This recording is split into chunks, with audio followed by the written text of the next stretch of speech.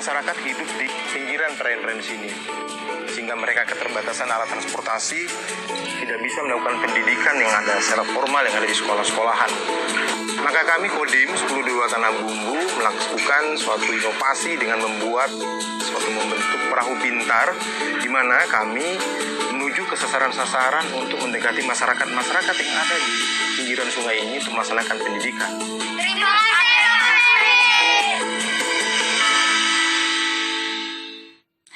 Anda kembali bersama kami di Newsline. Segmen Inspirasi Khas Newsline kali ini akan mengangkat kegiatan Kodim 1022 Tanah Bumbu, Kalimantan Selatan yang membuat perahu pintar. Mereka menyusuri sungai untuk berbagi kepada anak-anak yang tinggal di bantaran sungai. Melalui Babinsa yang bertugas di Koramil, Kecamatan Kusan Hilir, Kodim 1022 Tanah Bumbu membangun perahu motor yang diperlengkapi dengan berbagai buku bacaan yang diperuntukkan bagi warga yang bermukim di bantaran Sungai Kusan di wilayah Kecamatan Kusan Hilir, Kabupaten Tanah Bumbu. Selain membawa buku bacaan serta buku pelajaran, perahu pintar juga dilengkapi jaringan Wi-Fi serta laptop. Tak hanya itu, mereka juga memberikan informasi mengenai bahaya COVID-19 serta menghimbau warga untuk selalu menerapkan protokol kesehatan. Coba, nah, yang ini sini, yang mundur sini. Dibaca bukunya, jangan lihat buka bukunya. Jadi, ceritanya begini. Nah, aku udah.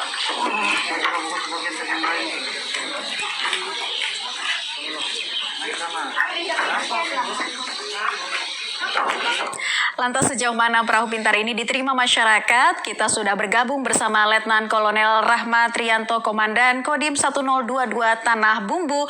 Selamat siang, Pak Rahmat. Selamat siang, Mbak. Iya, Pak Rahmat, tadi kita melihat tayangan ya di mana para petugas kemudian menyusuri sungai untuk memberikan akses buku bacaan kepada anak-anak. Tapi bisa diceritakan Pak, awalnya apa yang membuat Bapak dan juga rekan-rekan tergerak membuat perahu pintar sih Pak? Jadi awal mulanya memang para anggota Babinsa kita menyusuri sungai dengan perahu ketinting awalnya. Jadi berawal dengan pemberian sembako, terutama dengan suasana pandemi seperti ini.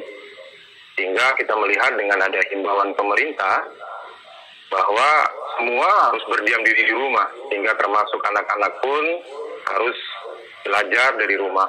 Tetapi kita tahu bahwa di sepanjang sungai ini, kebetulan di Koramil 04 Kusan Hilir ini ada 34 desa, tetapi lebih kurang 15 desa yang di pinggiran sungai. Sehingga kami berinovasi membuat suatu perahu. Buat perahu, sehingga kami datangkan ke tiap sasaran di mana anak-anak yang membutuhkan pelajaran-pelajaran, sehingga kami buatlah dengan perahu pintar untuk memberi dan mengajak anak-anak selalu membaca, bagaimana tentang wawasan kebangsaan, tentunya dengan bacaan-bacaan yang menarik buat mereka. Ya, memang kondisinya anak-anak di bantaran sungai di sana seperti apa sih, Pak Rahmat? Bisa dijelaskan lebih jauh? Kebetulan anak-anak yang di Sungai Kusan ini rata-rata memang mereka sekolahnya kan tidak dekat dari rumah mereka, karena mereka semua rata-rata di pinggiran sungai. Dan ke dalam keadaan situasi pandemik seperti ini, mereka ya tidak bisa keluar dan kemana-mana, termasuk dengan pelajaran ataupun mencari ekonomi orang tua mereka. Sehingga data laporan dari Babinsa kami yang ada di lapangan, mereka sangat ketertinggalan, dan mulai turun minat belajarnya, sehingga kami mendatangkan mereka. Kami berperan aktif untuk mendatangkan mereka. Termasuk sekalian juga kami untuk membantu memberi sembako dan sosialisasi juga dengan peraturan bupati yang ada di Kabupaten Tanah Bumbu.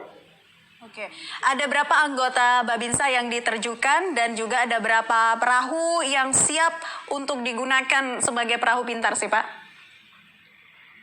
Kebetulan kita untuk saat ini memang baru satu perahu, tapi dengan antusias masyarakat dan anak-anak yang selalu menunggu kedatangan perahu kami yang kami buat, maka ke depan kami akan menambah pembuatan perahu ini. Memang untuk perahu ini sendiri dioperatorin oleh Babinsa kami yang ada di lapangan. Dari 15 desa itu baru 10 Babinsa. Jadi satu Babinsa ada yang 2 desa dan ada yang 3 desa. Oke, melihat respon anak-anak yang begitu positif di sana, akhirnya kegiatan ini rutin dilakukan. Pak Rahmat, tahan dulu dan juga pemirsa, kita lihat bagaimana respon anak-anak yang mendapatkan akses bacaan di sana berikut ini. Senang belajar, membaca, gambar, senang, gembira, bagus, menambah wawasan anak-anak, bisa belajar, jadi bisa menambah ilmunya lah.